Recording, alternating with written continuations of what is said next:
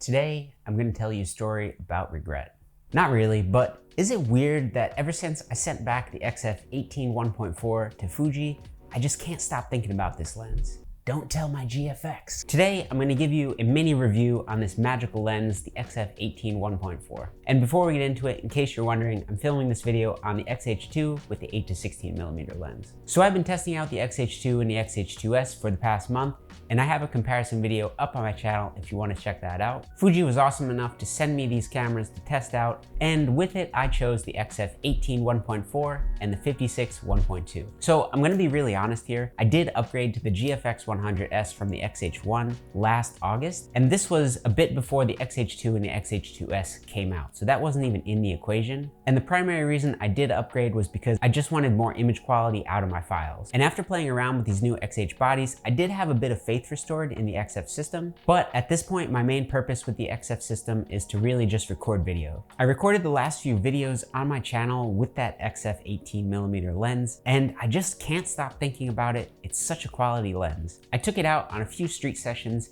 and man, it is such a light lens. The autofocus is hyper fast. It is just quality, and I miss it. Before we get into it, let's run down the specs. So this is an 18mm lens, and it is a 27mm equivalent. The aperture is a 1.4 to f16. It weighs in at 13 ounces, and it has a really small minimum focal distance of 8 inches or 20 centimeters. And the MSRP is $1,000. In terms of the build quality, not much to say here. It feels really premium, just as you would expect from most Fujifilm lenses.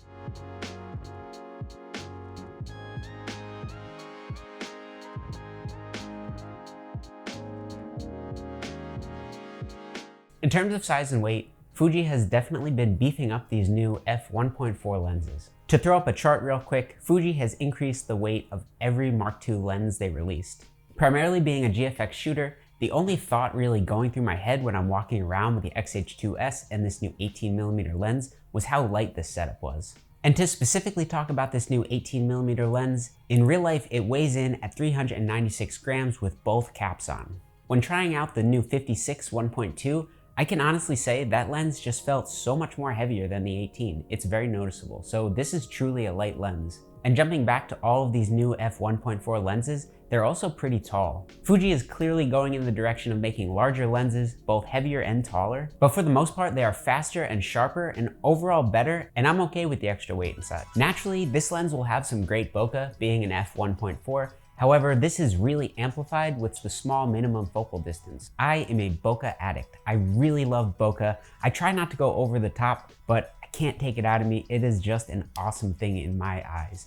And this lens has some really awesome bokeh. Also, depending on how you position this lens, the angle of the shot, it can have a hyper thin blade of focus. And it is also hyper sharp wide open at 1.4. Here are some of my best bokeh shots.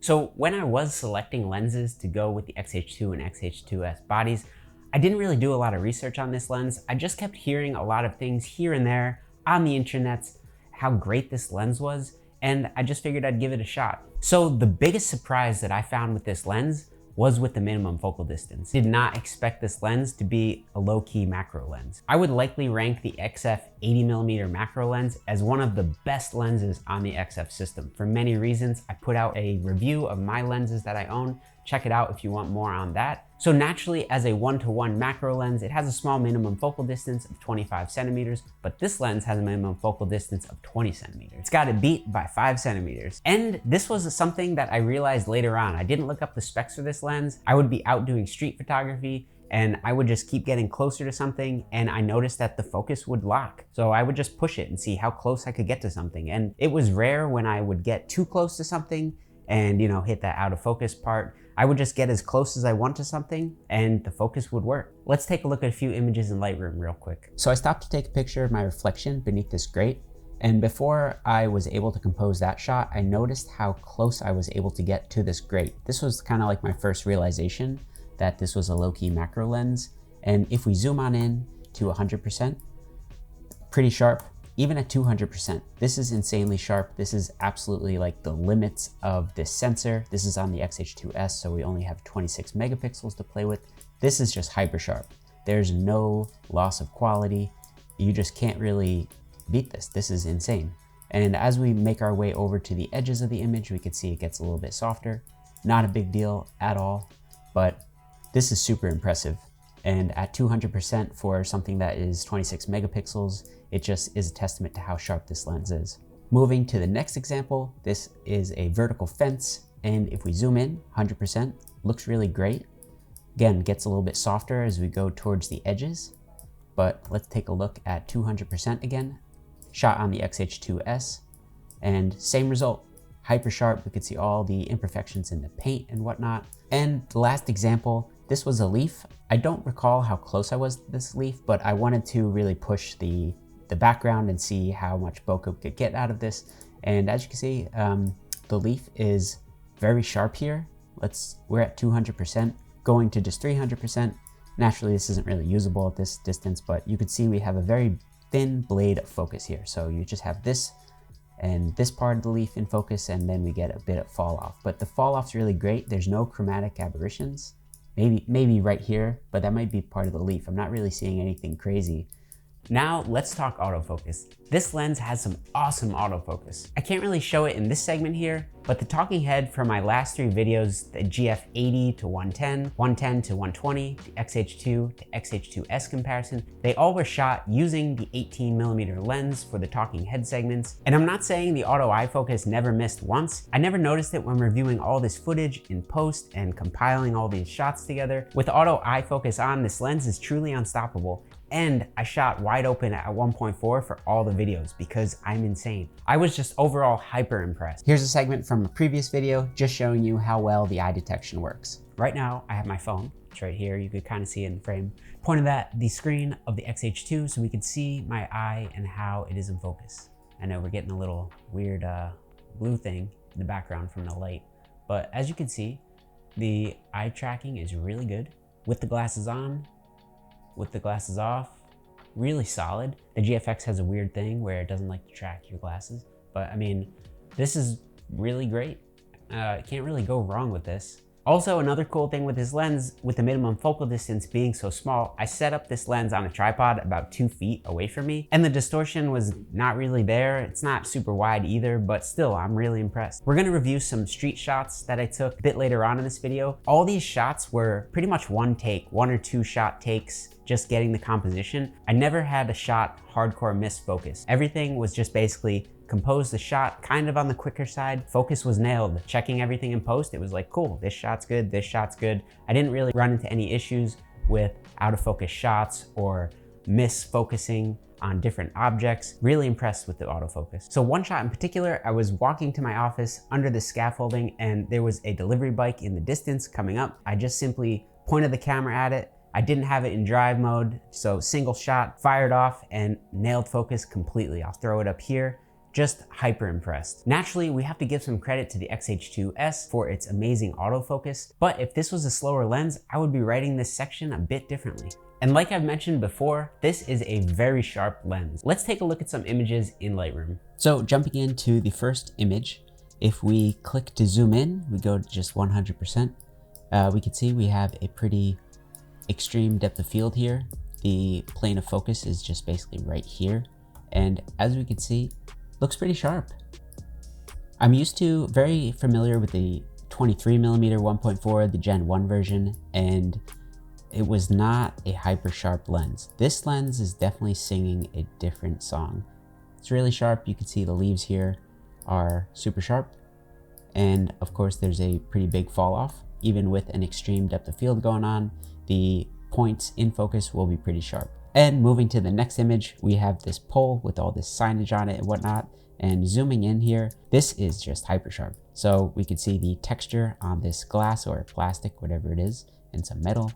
And we're at 300% here on the XH2S, and it still looks decently sharp. And a lot of this pole was not the main point of focus, so pretty extreme drop off there. And jumping into our next image. So again, this was shot wide open, XH2S, and I basically did a low to the ground shot, and my subject was this building. So if we just zoom in, let's go 200%, we could basically see it looks like it gets a little soft at the top, but this whole building is very sharp, very, very sharp.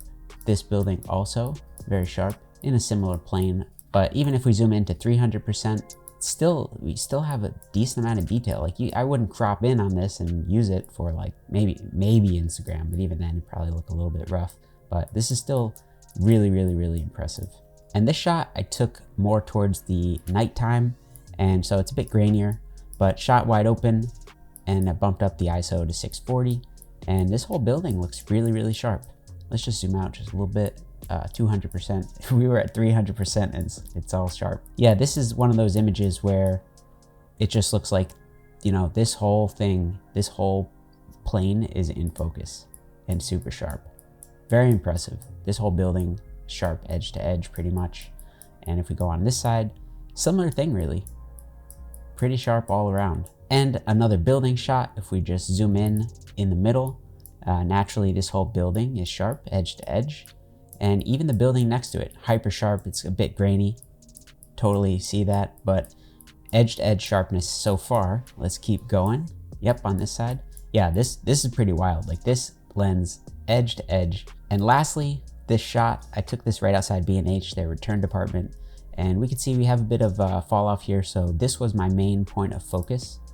And as you can see, really, really sharp. Definitely impressive.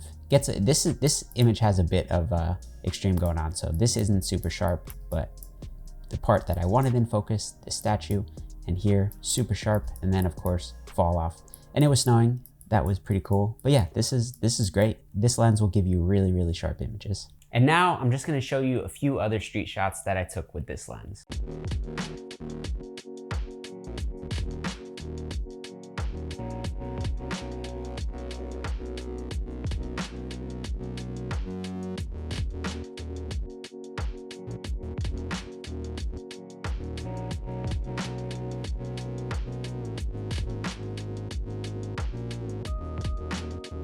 So I'd have to say my biggest regret is not getting out and shooting more with this lens. I was more wrapped up on the video end of things. And the first video I did record with this lens was talking about my XF kit, the lenses that I own, and giving a mini review on them. And at the end of that video, I brought up how I would buy this lens after I bought a new XH body, but I was kind of being optimistic. I don't really have a ton of interest in the XF system anymore, at least for photography, but I can't stop thinking about this lens, and I might have to pick it up. Check out one of these videos next. If you found this video helpful, please consider subscribing. It would help me out a ton as I'm trying to grow. Or buy me a coffee, link below. And with that being said, I'll catch you in the next video.